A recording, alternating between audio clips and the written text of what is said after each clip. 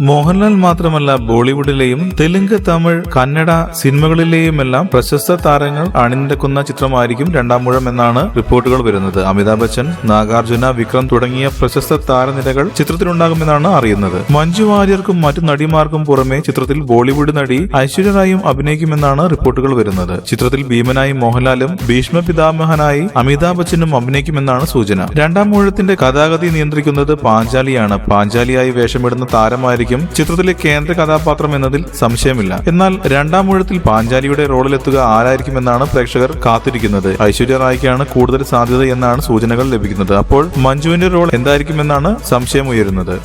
കൂടുതൽ സിനിമാ വാർത്തകൾക്കും വിശേഷങ്ങൾക്കും ഇപ്പോൾ തന്നെ സബ്സ്ക്രൈബ് ചെയ്യൂ മലയാളം ക്രിയേഷൻസ്.